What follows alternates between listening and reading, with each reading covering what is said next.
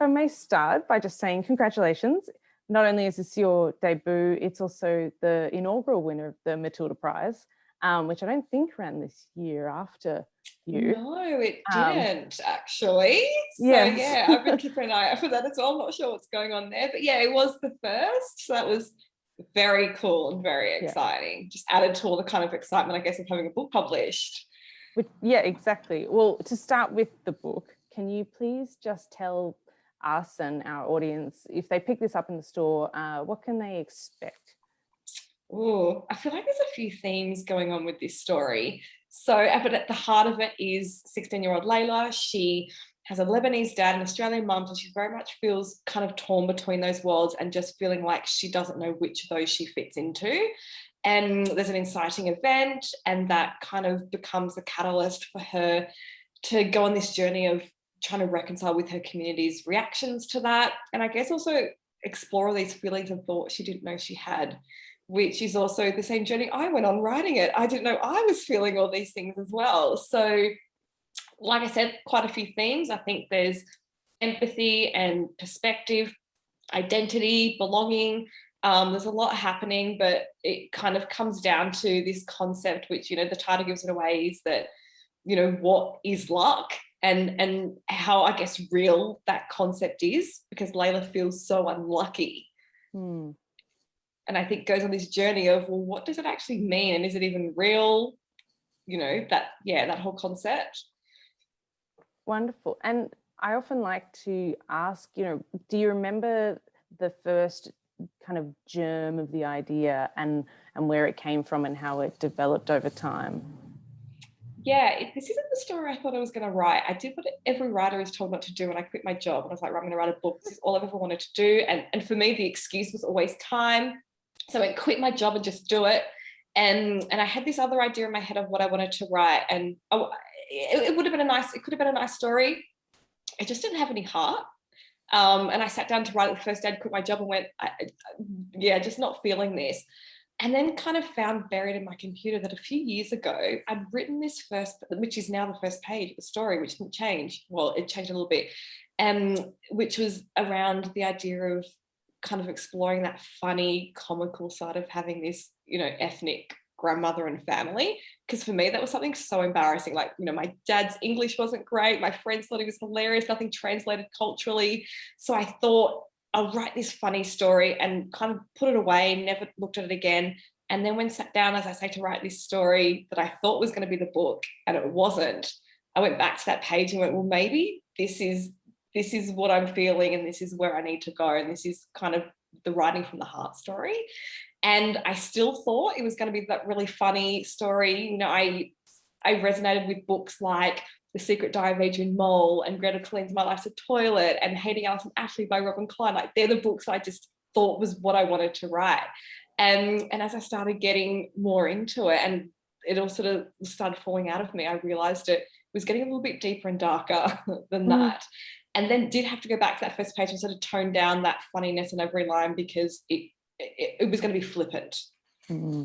So, but in saying that, I think I sort of had to strike this balance throughout the book, because it is a little bit deep and dark, and it does get a little bit serious, these themes, but I wanted some humor in there, because there is a funny side to it, and there is still that funny side to this ethnic grandmother and all those embarrassing moments with your family. So toned it down, wanted to keep a little bit of humor in there. I like humor, but yeah, became this real sort of culminate, I guess, a cathartic release for me a little bit. It started getting quite emotional as it went on, and none of it was planned. I'm not a plotter, so even I didn't know what was going to happen at the next corner, at the next turn of the page. So it was this weird, journey for me to go on alongside Layla, I think. How interesting. There's so many things within that I want to pick up on. I guess on a practical note, the fact that you did quit your day job, so to speak, can you talk a bit about the kind of thinking and planning that went into that decision? Because I think quite a few of the people who follow the work we do in the interviews are aspiring writers themselves. Do you recommend they all? What kinds of things did you weigh up, and how did you mitigate some of the risks of doing that? Because because I mean, I may be projecting, but I imagine that it could be, could put a lot of pressure on the creative process, because you do really take the punt, but on the other side, you take your shot. So that's also a huge sign of self-confidence, and belief in what you're doing. So yeah, how did you reckon with that? So you're suddenly accountable. I think for a lot of people, you're sort of writing this book in the closet, right? Like it's so personal, and you don't want anyone to know yet because you're not sure if it's going to be successful. You're not sure if you want people to read it or it's even going to be anything. But I kind of put it out there, and that was really scary. That was really, really scary to say to everybody, I'm quitting my job because I'm writing a book. So then every time, the next conversation you have with friends and family, it's how's the book going? I'm like, oh yeah, really good. I think so just to answer your first question about, how do you set yourself up for that? Obviously there's a financial side of things. I set my house deposit, I was going to buy property with, but also it was months and months of being in quite a high stress job, and getting to a point where I felt burnout and thought, if I don't stop now, I don't know what will happen to me from an emotional point of view, that your creativity is right out the window there. But it was very much, I was feeling this, I don't know why, feeling this deadline of I haven't done it yet and I've always wanted to do it. So I did tell everybody, did make this big announcement that I was doing that. And I think initially I couldn't sit down and do it because I was, as I said, so sort of emotionally burnt out from this job that I needed some time. And I did take some time. I went on this great holiday, went to Jordan, which probably inspired the whole cultural, which kind of for me, it's not, my dad is from Lebanon, so it's the neighbours, it's very similar culture, language, food, everything. And I think while I was there, I was starting to kind of connect a little bit with that side, and which potentially is, was the impetus for changing that direction with the book. But I had this holiday and I kept telling myself I deserved to relax, and I did deserve to relax. I deserved to take some time out, and a few months passed, and I was what my friends and I jokingly called the summer of Samera, for any Seinfeld fans out there. So I had the summer of Samera, and I literally was just going to the beach. Like I was literally just like sitting, I just kept justifying it every day that I was getting there and I was going to get to the writing of the book. And I started the new year going, okay, this is a joke now because you said you were doing this, you quit your job now, it just looks like you're having this great indulgent time.